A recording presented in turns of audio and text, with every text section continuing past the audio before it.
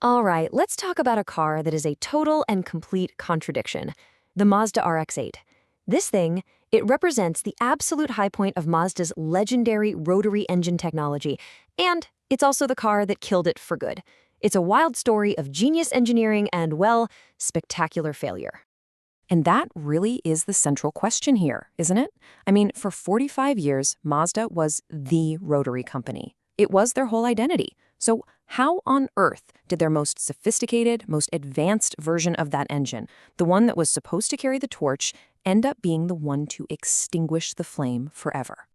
Now look, I'm not going to make you wait till the end for the verdict. From us at Buy or Buy, it's a maybe.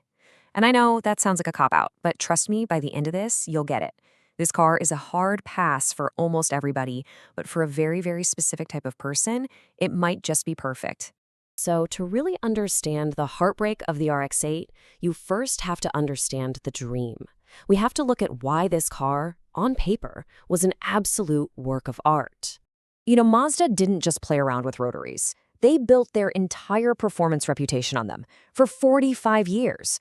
From the stunning Cosmos Sport to the iconic RX-7s, and they even won the 24 Hours of Le Mans with a rotary, something no other Japanese company had ever done. The RX-8 was supposed to be the glorious next chapter. And get this, from a tiny 1.3-liter engine, Mazda's new Renesis rotary squeezed out an incredible 232 horsepower in the manual versions.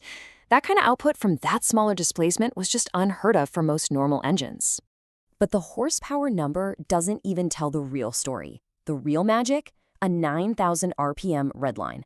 The sound, the smoothness as it just screams all the way to the top, it is completely addictive.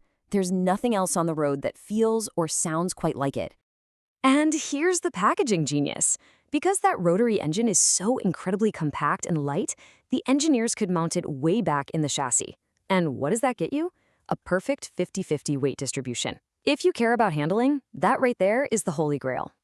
So you've got this incredible high-revving engine, a perfectly balanced rear-wheel drive car, and then Mazda made it practical. A four-door coupe with those iconic freestyle suicide doors meant you could actually use the back seats. And they offered all this for a price a normal person could actually afford?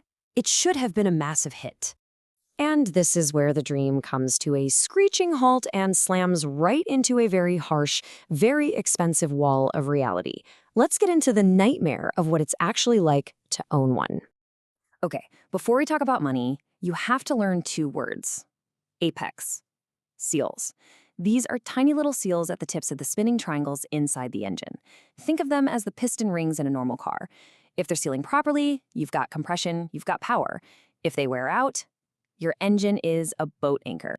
And in the RX-8's Renesis engine, they wear out. This isn't some rare defect, it's just what they do. It's a fundamental part of the design. For most RX-8s, it's not a question of if the engine will fail, but when. And it often happens shockingly early, sometimes with less than 100,000 miles on the clock. So when that day comes, what's it going to cost you? Well, your first option is to get the engine rebuilt, and that's going to set you back a pretty penny. This is pretty much the baseline cost, just to get your car running again. Or you could just buy a professionally rebuilt replacement engine and have it swapped in. Well, that costs even more. We're talking about a repair bill that could easily be more than the entire car is worth. This is the financial cliff that every single RX-8 owner is staring down. So can you avoid this? Well, you can try to delay it, but it requires a bizarre ritual. And these aren't suggestions, they are non-negotiable rules. 1. The engine is designed to burn oil to lubricate those seals, so you are constantly checking and adding oil. 2. Many owners and specialists swear you have to add 2-stroke oil to your gas tank at every fill-up. And 3, this one's crazy, you can't start the car cold and then just shut it off. If you don't let it get fully warm, it can flood so badly you might need a tow. This is not a normal car. And the fun doesn't stop with the engine itself. All that oil it's burning, it eventually clogs up and kills the catalytic converter. That's an expensive fix. The massive amount of heat the rotary generates, it cooks the ignition coils. And it just eats through spark plugs. It feels like a relentless, never-ending cycle of repair bills. And just to add insult to injury, after all of that obsessive maintenance and all that money, your reward is fuel economy that is, frankly, terrible. It's just atrocious for a car of this size and power. You'll be at the gas station almost as often as you're popping the hood to check the oil. So at this point, you're probably thinking, This is the easiest buy verdict we've ever had. And you're not wrong, for most people. But this is where the story gets complicated. This is where we find the redemption of this deeply flawed masterpiece. This brings us to the most obvious question in the world, right? After the guaranteed engine failures, the ridiculous maintenance rituals, the constant costs, why on earth does this car have such a loyal, passionate fan base? Why would anyone buy this car? And the answer is actually really simple. The experience is irreplaceable. There is no other car you can buy at any price that gives you this exact cocktail.